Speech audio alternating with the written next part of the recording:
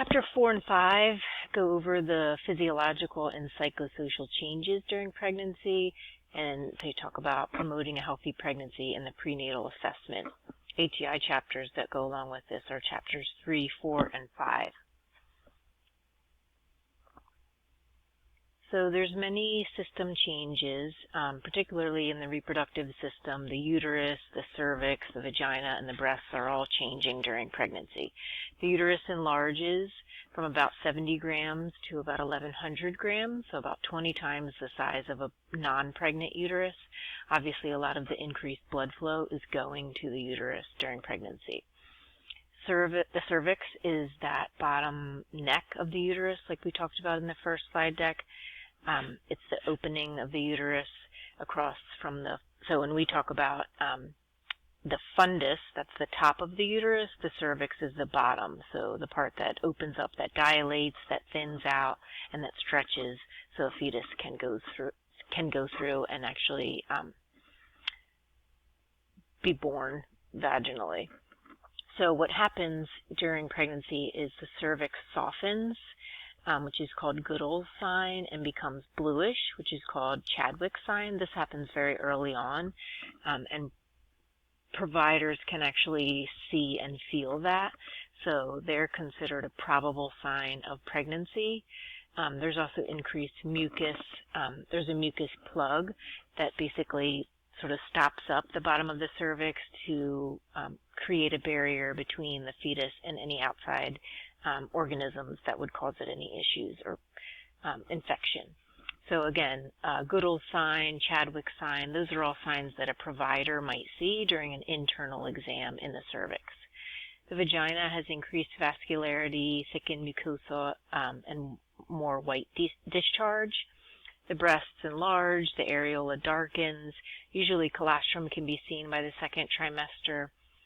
They're larger than normal, they're full, they can be tingly, increased sensitivity, enlargement, fullness, tingling. All of these signs are usually signs that a woman will feel. They're usually one of the first signs of pregnancy. They're considered a presumptive sign of pregnancy. So we'll talk about that in a little bit. Presumptive, probable, and positive signs of pregnancy, just so you have a clear understanding of what those are. There's general body system changes too. In the cardiovascular system, cardiac output increases about 30 to 50%, and blood volume increases about 40 to 50% by term to meet greater metabolic needs, the greater metabolic needs of pregnancy. You want to educate women on signs of preeclampsia, which would be around 20 weeks having higher blood pressure than even normal. Pregnancy spacing is also also something that's necessary to educate women about because of all this blood volume, in addition to any kind of vaginal or perineal repairs or sores that really need time to heal, the heart and the left ventricle also needs about 6 weeks to really get back to its pre-pregnancy size because of all that extra blood volume that's pumping through the placenta to the infant or to the fetus. There's also something called anemia, physiological anemia of pregnancy, or pseudoanemia, because the blood volume increases about 40 to 50%, but the red blood cells only increase about 25%. There's a disconnect in the hematocrit, so you want to make sure that you understand that that's something that can happen when you're looking at blood work just because of that dilution.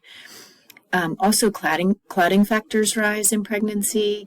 Women are at higher risk of DVTs and PEs. You want to educate pregnant patients to always be careful of lying supine because of supine hypotension. So that inferior vena cava can become compressed.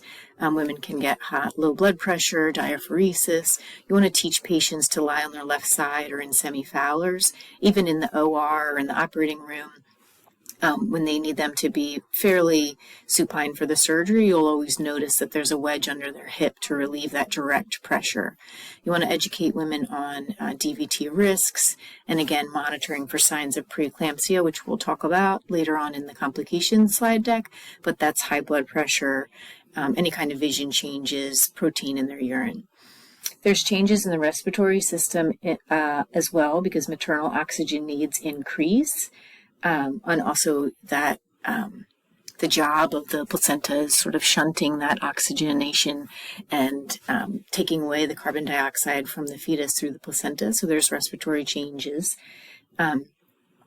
Nursing education that's important for that is respiratory rate increases and total lung capacity decreases, but you want women to recognize that if they're ever short of breath, especially early on or in the second trimester, that's something that they want to show. They want to tell their provider about, even in the third trimester. You just don't want to assume that it's pregnancy related or it's because, the gravid uterus is, pushing on the diaphragm. Shortness of breath is always something that needs to be investigated just so you can rule out anything else more detrimental, such as a PE or asthma or any kind of other respiratory issues.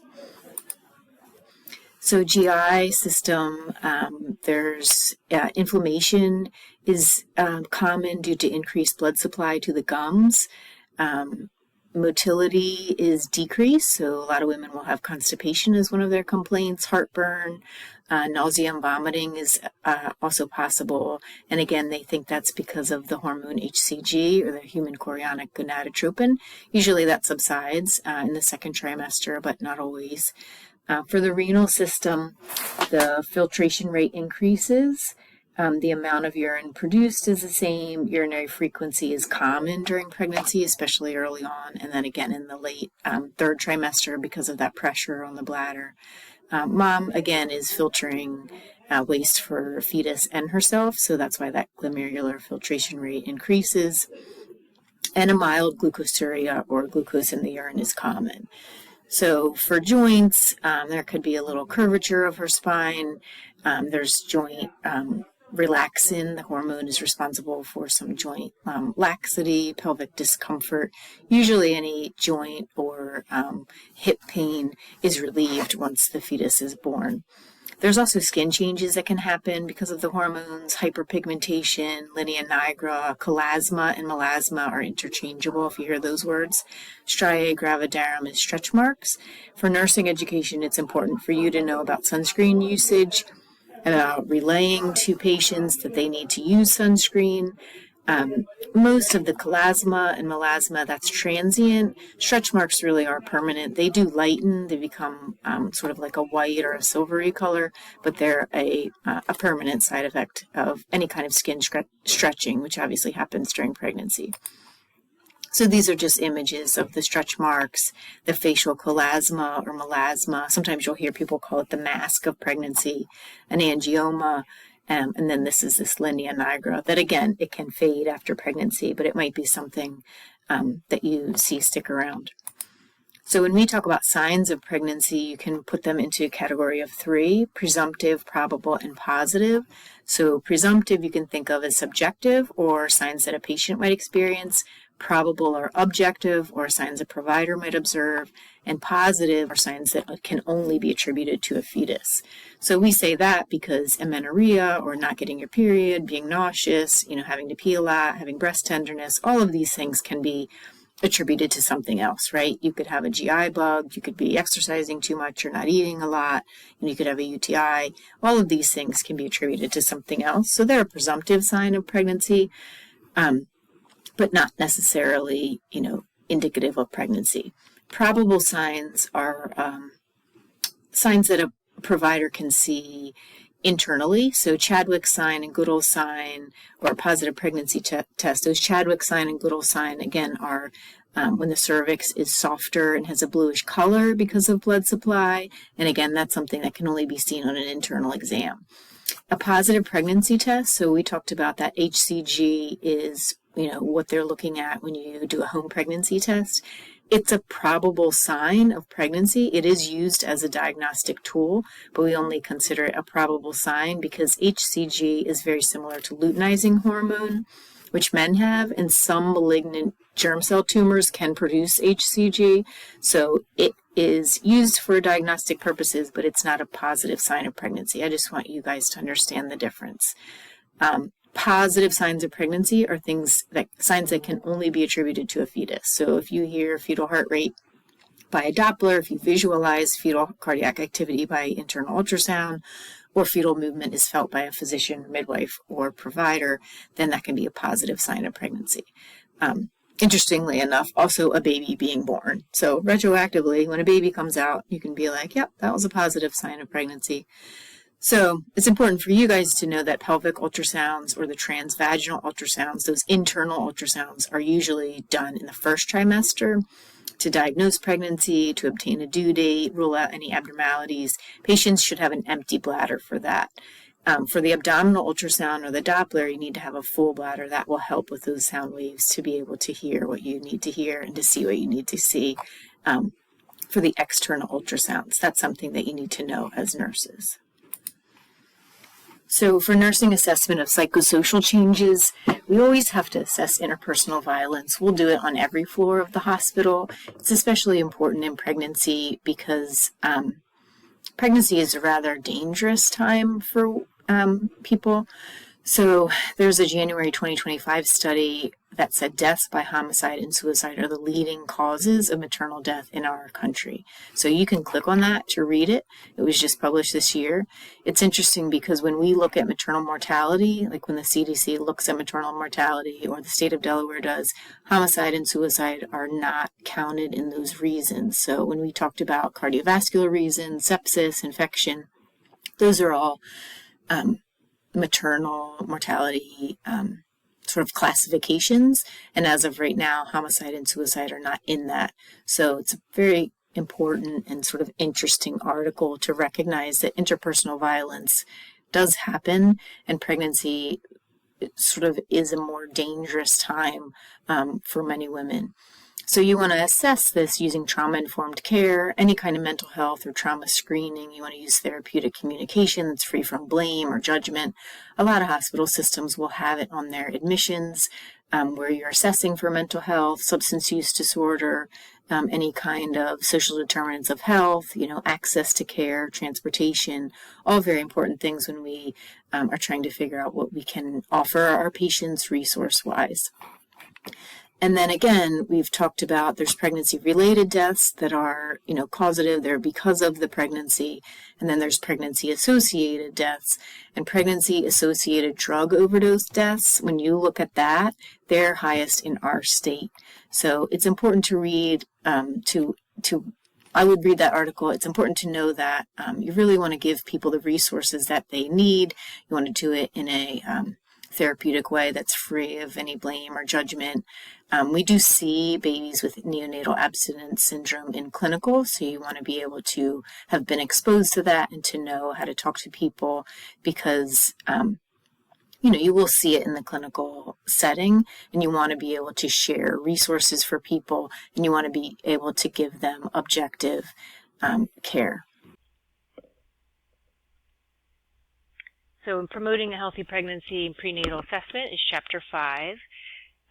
What you will talk about with your patient is, how to choose a provider, an OBGYN, certified nurse midwife, women's health nurse practitioner.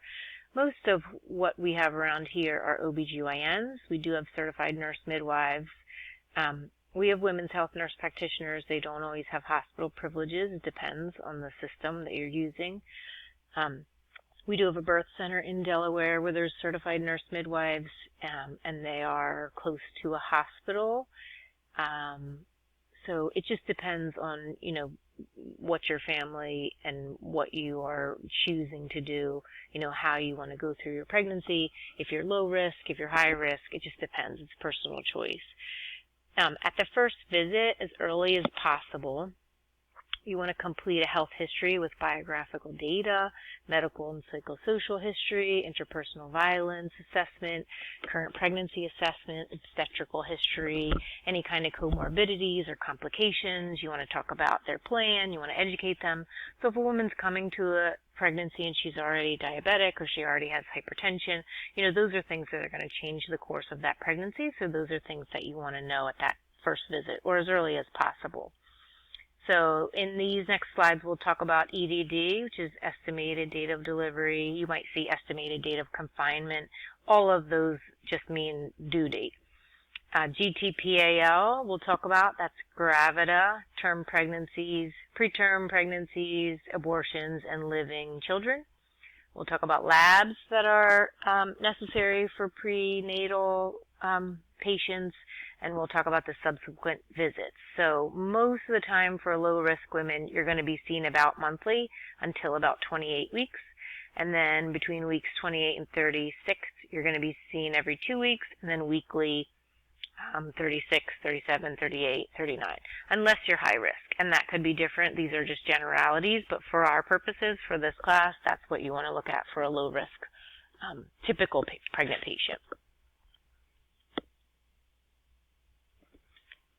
So estimated date of delivery. Pregnancy is calculated from the first day of the last period to delivery. So we talked about, even though you're not ovulating until about day 10 to 14, even though fertilization doesn't happen for a couple of days after that, even though implantation doesn't happen for a couple of days after that, pregnancy is calculated from the first day of your period. So that's assuming a 28-day cycle, and it's about 280 days total, or 40 weeks, which again is 3 trimesters, so about 13 and some change, 13 weeks in each of those trimesters. Nagel's rule for the due date is subtracting 3 months, adding 7 days, and changing the year. So, for example, if your period was July 14th, 2025, you're going to go back 3 months. So, June 14th, May 14th, April 14th, 2025. You're going to add 7 days, April 21, and you're going to add a year because we're in July, right? It's going to be the next year. So you always want to be careful with January, February, and March periods because obviously those babies might be born in that same year. And we'll practice that in class, and that's not going to be something that you're going to have 10 questions on, but it is something that you should be able to estimate. And again, it's an estimate. Not everyone has a 28-day cycle. Not everyone has a regular cycle. But in general, that gives providers an idea of when to expect an infant.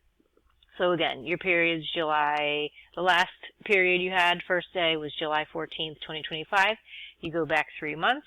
So June 14th, May 14th, April 14th.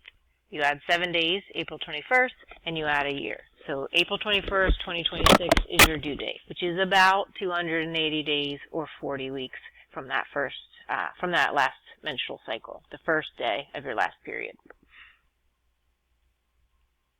So when we talk about GTPAL, gravity is the number of pregnancies regardless of the outcome. Parity or gravidity is number of pregnancies regardless of outcome. Parity is pregnancies reaching 20 weeks and 0 days regardless of the outcome.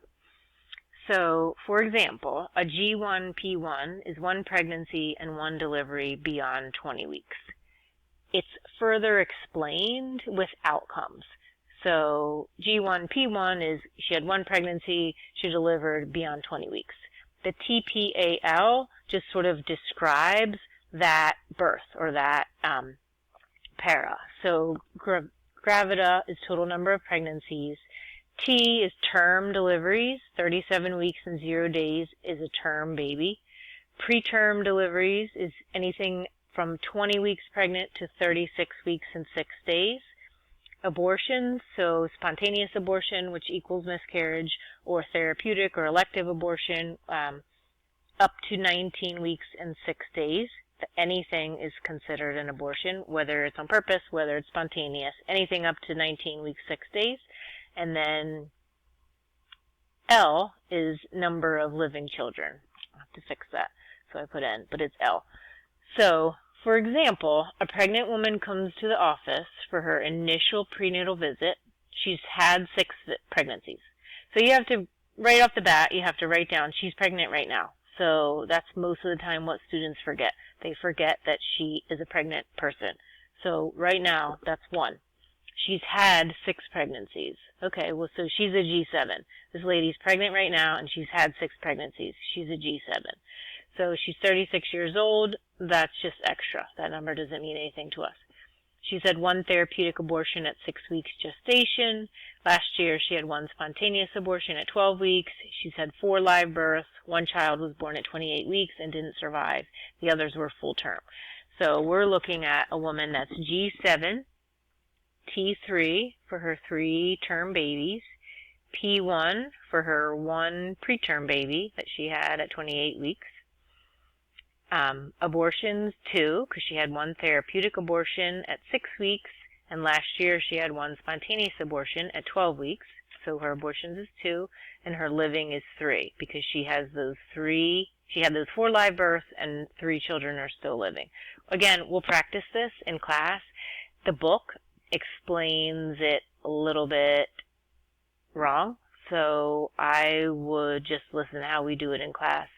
I believe it says preterm pregnancies as opposed to deliveries, but the T, P, A, and L is term pregnancies, term deliveries, preterm deliveries, abortions, and then the L is number of living children. So we'll talk about it in class, but that's basically GTPAL. Again, you're going to have 1 or 2 questions on this. You'll have 1 or 2 questions on the first big test. You'll have 1 or 2 questions on the final. It's something that you need to figure out. It's not going to be a large portion of the class, but it is part of the pregnancy assessment. So prenatal labs are another part of your prenatal assessment that you're going to have to understand. Most women are going to get a complete blood count as soon as possible. They're assessing for anemia, infections, any kind of clotting disorders, RhoGAM.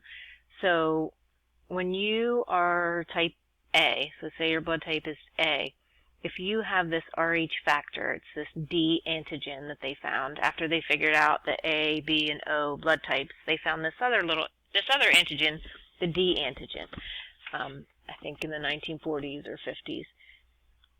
If you have it, 85% of the people in the world have it. So what that means is they're a positive blood type. So if you have type A blood and you have the Rh factor, you're A positive. If you're type A blood and you don't have the Rh factor, you're A negative.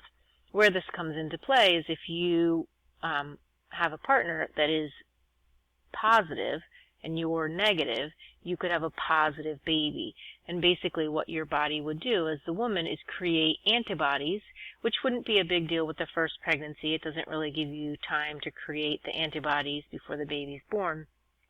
But at birth, when that placental membrane is compromised and those bloods sort of come in contact with each other, the maternal and fetal blood, your body makes antibodies and remembers it. So if you had another positive baby or another baby with the Rh factor, your body would react and treat that baby as if it were an infection and be like, oh, well, I need to destroy this. I remember this. This is bad. I need to destroy it. It can be detrimental to the baby. There is something that we can do about it in RhoGAM. It's an Rh immunoglobulin. It's made from human blood products. We can give it to women who are Rh negative at about 28 weeks, and then we give it to them again if the baby's positive within 72 hours. And that just basically teaches the woman's body not to make those permanent antibodies, so subsequent pregnancies are not at risk for having any kind of immune response. That woman's body's not going to have such a immune response if we give her that immune globulin at about 28 weeks gestation, and then again if the baby's positive. There is something called an ABO incompatibility, which we'll talk about a little bit later, that really there's nothing that you can do about that. There's no medicine, there's no RhoGAM. You would watch those babies closer for jaundice and hyperbilirubinemia as well, or hyperbilirubinemia, which manifests as jaundice. But for an Rh woman, there's something that we can do, so that's why we check them. We check their blood type, we check their Rh factor. If they're negative, they're going to get RhoGAM at 28 weeks or so, and they're going to get it again if the baby is a positive blood type within 72 hours postpartum. So he'll also probably run a chemistry on the woman to determine renal function, baseline glucose. These are all first trimester labs. Rubella titer, you want to see a woman's immunity to rubella. If she's not immune, she'll be offered the MMR, the measles, mumps, and rubella vaccine postpartum.